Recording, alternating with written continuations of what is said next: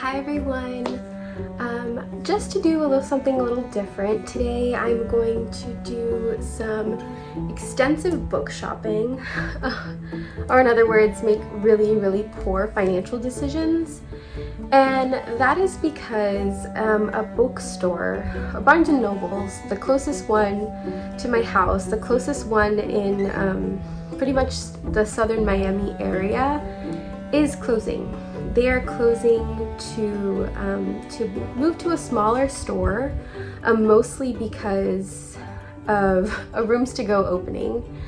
And this is the Barnes Nobles in the Kendall area, if you're familiar. And it's been there for 30 years, so it's been there my whole life. And it's the bookstore that I grew up going to.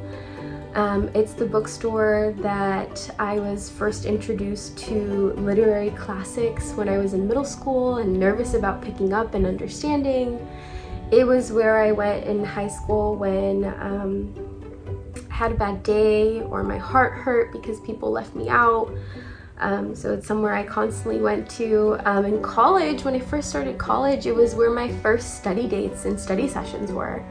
So this bookstore has carried me through a lot, and it's really sad to see this location go, especially that it's mostly because they want to make this mega furniture store, which I don't really feel Miami needs. I think we need more bookstores, because I haven't mentioned this before, but Miami is not the most literary city. There's very few bookstores. There's maybe a handful of Barnes and Nobles and one indie bookstore chain, which I do frequent. But other than that, there's really just not a literary culture here.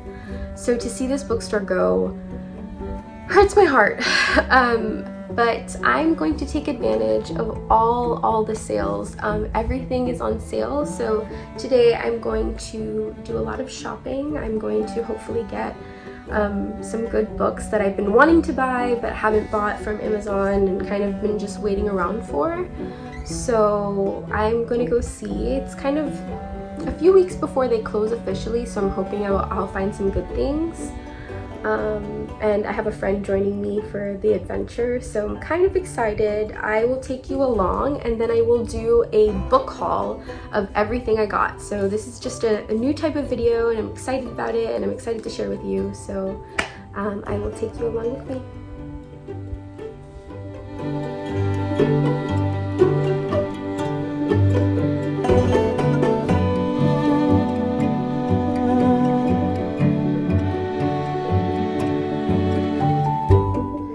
Checking in from the floor. My back needs a break, but so far I have 5 books. A few mostly in my field or things that I'm kind of interested in exploring for my dissertation, and others just for fun. There's just a lot. There's a lot to look at. So I'm still searching.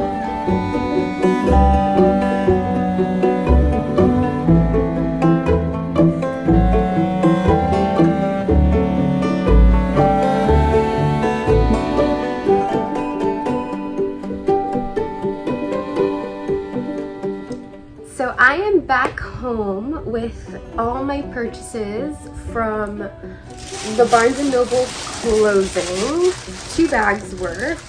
I didn't get as much as I thought I was gonna get, and I think that's mostly because I was looking for a few titles that I kind of expected them to have and they didn't.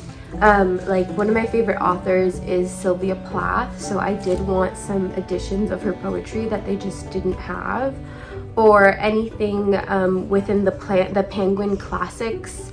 I was looking for like a special book of poems, and they also didn't have that.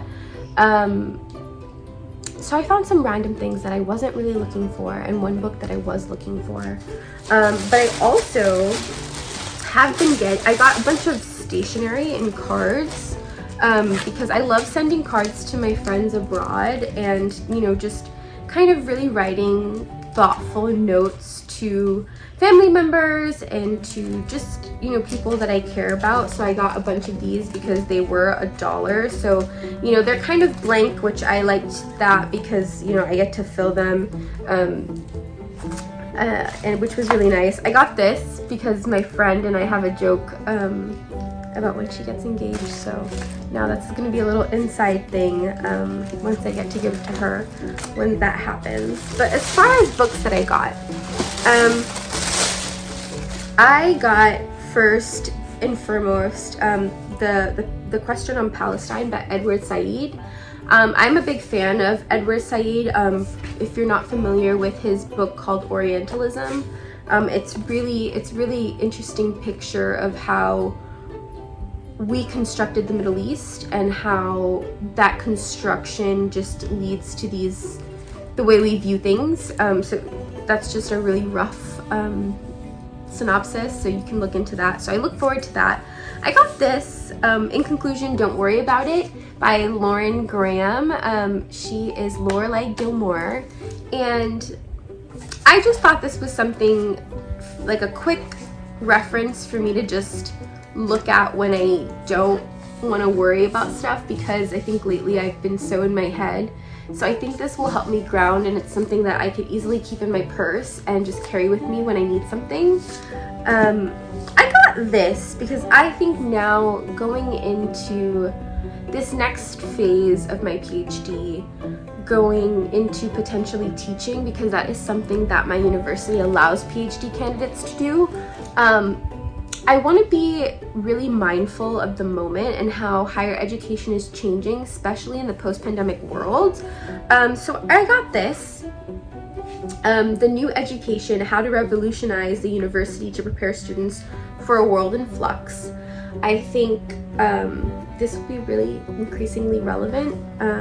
It's an updated edition, so I'm hoping that I can get something out of it for my students. It's kind of just in my mind that as much as I've taught yoga and I've taught dance, like teaching at the university level is completely different. So with that, I would like to be as prepared as prepared as I am to study and, you know, go wax poetic on international relations theory. I want to be prepared to meet the students where they are. So that is part of that. The other books I got are kind of relevant for my research. The Fall of the Ottomans. I got this book. It's The Great War in the Mideast. So pretty much how the Ottoman Empire fell around the World War times, both 1 and 2. I say this is increasingly important for my research because as someone that's focusing on Middle East, Latin America relations, the Ottoman Empire crumbling and falling apart is essential to understanding Middle Eastern migration, especially to Latin America and Latin American countries like Argentina.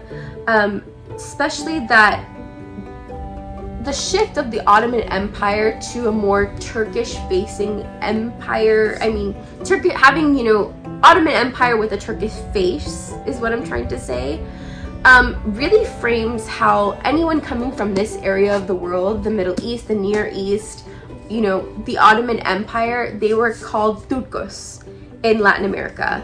So I just think this will be a really interesting read, because I think it really shows the clash of, what we know as the modern world with the Ottoman Empire, and then how this falling of the empire eventually shapes the Middle East to what we know today.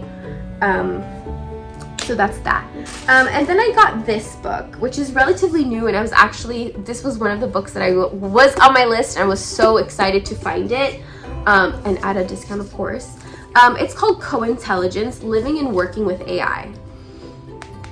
The reason I am interested in this book is because it's a series of conversations my advisor and I have about using AI ethically, using AI in a way that is not necessarily producing content, but learning how to partner with AI, you know, maybe for language translation, maybe for, you know, keeping my citations. And anyways, it's just something that it's kind of on my mind.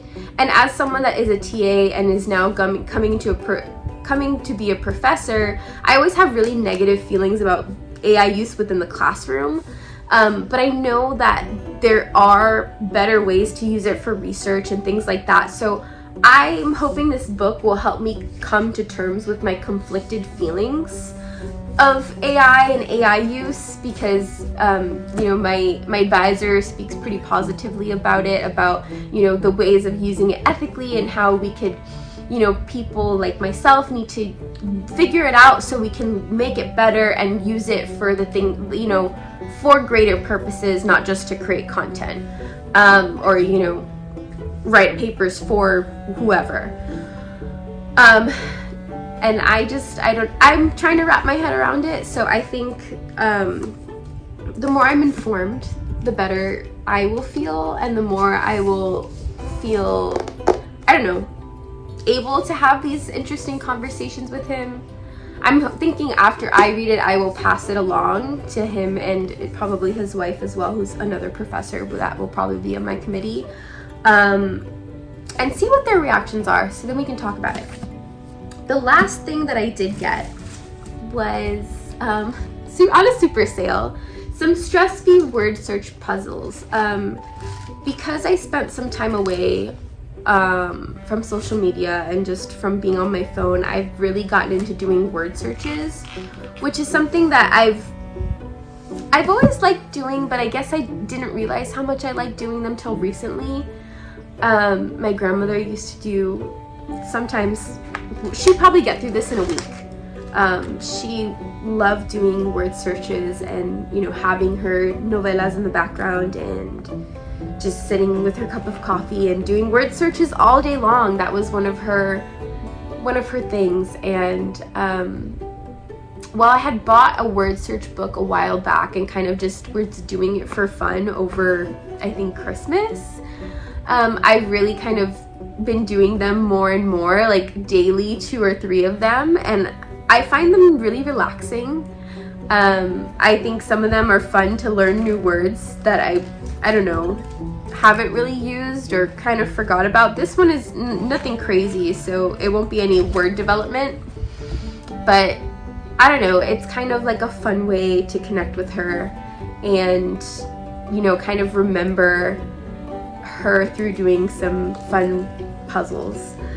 So that is what I got at the bookstore today. It was a fun time. I'm glad my friend was able to join me and we were able to just kind of walk around and just chat about books. So this is the haul. Thank you for joining me. I will see you next time.